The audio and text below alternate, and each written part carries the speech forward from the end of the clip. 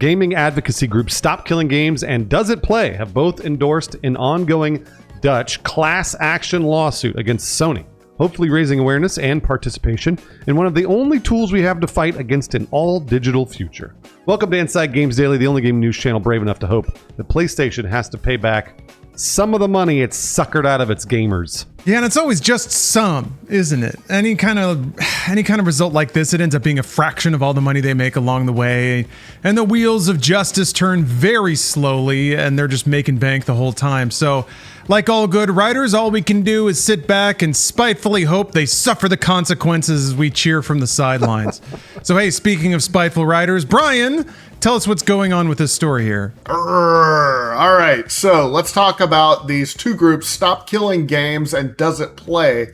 They've jointly endorsed the class action lawsuit filed against Sony, I'm so sorry, Dutch people, by Dutch nonprofit consumer rights group Stichting Machad and Consumer, announced via social post and a cute narrated animation on YouTube. That's fun. That's fun, like cute animation.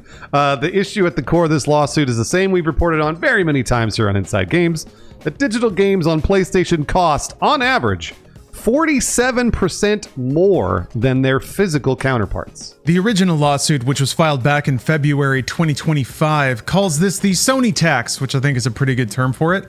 And it accuses Sony of both excluding competition and exploiting customers. I don't know, the two tend to go hand in hand, but there you go. Yeah, it also accuses PlayStation of enforcing this by requiring third-party developers to sell exclusively through the PlayStation Store and also relinquish control of digital pricing. That's pretty anti-competitive. Yeah, it really is. SM&C claims this practice has cost Dutch consumers 435 million euro since 2013. Now, of course, the PlayStation situation has become a lot more dire since then. PlayStation's announcement in July 2026 saying that they would cease production of all physical games has drawn a lot more attention to how PlayStation interacts with digital and the sort of situations the PlayStation gamers are going to be facing years from now. Now, Dutch gamers can push back against the tide by signing up to be a part of the collective action lawsuit at fairplaystation.com. And if you're not Dutch, well, you ain't much. Does It Play simply says, quote, "This is one front of many, more coming." So that's good. And they are right about that. Sony is being sued for the same thing, pretty much this, in multiple regions.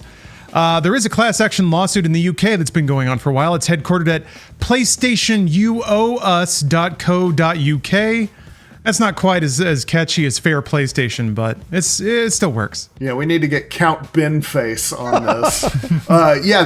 That lawsuit was filed back in 2022 and was finally heard by a tribunal in March of this year, a process that should have taken 10 weeks, but is yet to announce any result. Yeah, that's crazy. Another class action suit filed in California in June of 2026 accuses PlayStation of obscuring the fact that you are merely buying a digital license to a game rather than owning it, and that is something that I think the internet has caught on to now in the last few months. Yeah, especially with PlayStation delisting a bunch of movies and stuff in the UK especially. Yeah, rough times.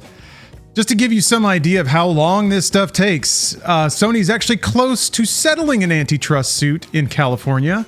This one was filed all the way back in May 2021.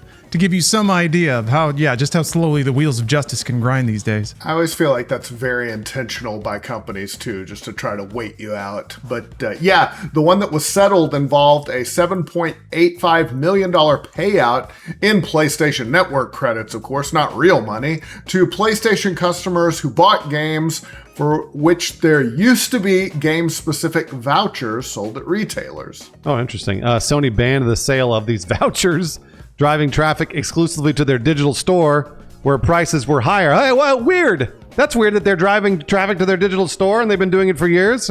Very strange. Folks with deactivated PSN accounts can contact the settlement administrator to get a check in actual real world money. So that's good. Yeah, if that shows anything, it's that this march towards an all digital future in which PlayStation controls everything has been very intentional. They've done it over bits and pieces over the years, slowly shutting off all the different ways that any of the games they sell have to compete with anything else. And now with PlayStation 6, that's it. They've closed the last possible remaining loophole, which is physical games. So we're entering a very expensive era, on top of the hardware itself getting more expensive. And here we have to ask the uncomfortable question, though.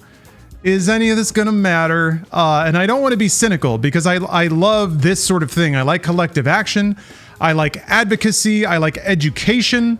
But unfortunately, I think when it comes to this, it's tough for me to see either outcome really manifesting. The first possible one is that lawmakers force PlayStation to add third-party stores to their digital storefronts. That would be great.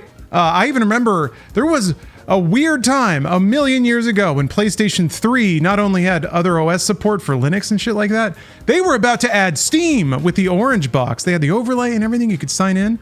But then I think they very quickly saw where the industry was headed and where their cash was going to come from. And that just fell apart. We never heard from that again. So I can't imagine PlayStation willingly or otherwise, adding any other kind of digital competition to their storefronts. So then it comes down to the consumer. Will the consumer care enough that their games are slightly more expensive? Or will the education even matter? I think for most people that play on PlayStation, the majority of the mass market, if they only buy 4 or 5 games a year, the fact that those individual games are a little overpriced, they probably don't give a shit about, versus the familiarity and the buy-in they already have into the PlayStation ecosystem. So that sucks. And then I guess the final one is, does it even count as a monopoly? You have to kind of only look at PlayStation to consider it that when it plays the same games that a bunch of other competitors do, and I think any court's going to see that too. Oh, you can play the same game in the same format on an Xbox, on a PC. Well, not so much on a PC. We'll see about that one with PlayStation.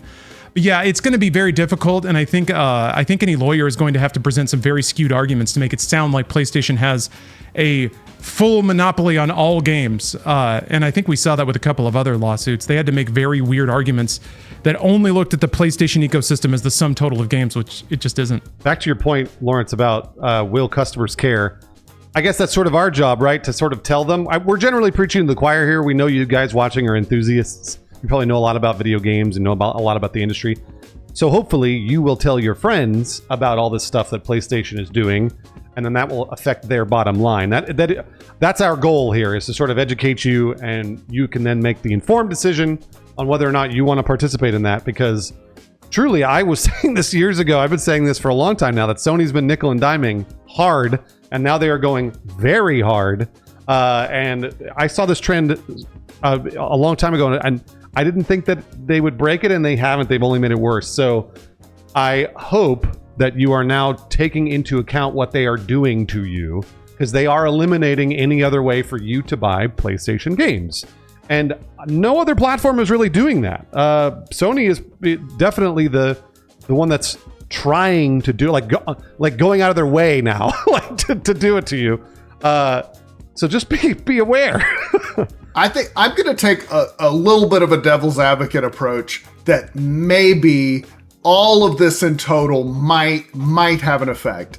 And I think over history, I feel like the console that does some stupid shit like this always pays the price. In terms of the PS3, the $600, I felt like that was a bad look. The Xbox One with the always online, can't trade the games, I felt like they never recovered from that. I do think this is probably more online than anything else, but I do think that gamers are very price conscious. And I feel like if a PlayStation game costs $75 and it costs $70 everywhere else, I think that will, there won't be some mass abandonment, I don't think. But, if they lose 10% of their players, that matters to them. So, I think if it becomes a thing where it's like, okay, we will produce still a limited amount of physical games just to shut the internet up, or, just to get that back. Yes, we don't make as much money, but we regained our soul in the process. I think it is such a bad look to be the first person over the line with this. And I think and I think also it's because you're the first person and everybody else remembers, we all remember owning physical games, even if most of our catalogs aren't anymore. It's not, so I feel like this is such a bad look that it's like, nope, you can't have those anymore. It's not like people didn't have physical games for 30 years or whatever. So I just think this is I think they're going to take all the flack. I think they're fine with it for now, but I think it could have an effect. Because if they're overstepping and they're raising prices too much, people will put up with it. Like, there's better deals on Steam, and if there's better deals on other platforms, I think, maybe it could have an effect. And maybe I'm just being, maybe this is just wishful thinking on my part, but I am going to wish. I'm going to wish too. I think it really comes down to how consumers are made aware of that. If you only play on PlayStation and you buy a PlayStation 6 off the internet and it shows up to your house, you'll never see the prices in any other market or any other region. So you just think that's what things cost. Ideally, customers get so frustrated they start shopping around and then they discover this on their own. Or more ideally, it's one of these situations where Microsoft has the opportunity to do the funniest thing ever. They should make this part of their marketing strategy. They should needle Sony about this and try to gain points off of it. I don't see a lot of that happening. Maybe it's because they're still developing what their system is going to be and they're not ready to talk about it yet. But that'd be cool. Some of the rumors make it sound like they do have some sort of digital trading system or some kind of like still disc-based system where you can trade the digital access to somebody else. If they can really hammer that and make it easy to understand, then they could stand to gain market share if that's what the market cares about.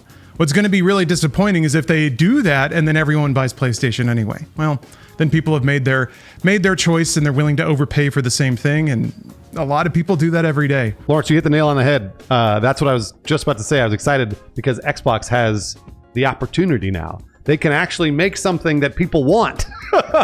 Because the Series X clearly was not the thing that they wanted, and they keep raising the price on it. But Project Helix could be the thing that answers all of these Sony grievances.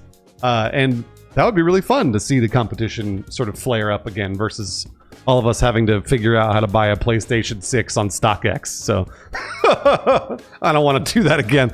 Thank you very much for watching Inside Games Daily. Unlike PlayStation, we don't make you get all your gaming news from us, but we do appreciate if you do it. So thank you. And also, if you want to choose to look at a bunch of dank memes, Lawrence's dank memes, we have a Patreon. We post all of our episodes there for free, in addition to those dank memes.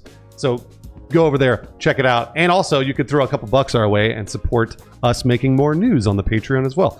We have a few people that do that right now, like Rexmas128, Cesar Mendez, and Jared Watkins. Thank you very much for keeping us going. We promise we're not taking that and burning it on loads of overpriced PlayStation games, but we might end up having to do that for the PlayStation 6. Only games that feature Rahul Kohli as the lead. That's all. That's right. Yeah, that's right.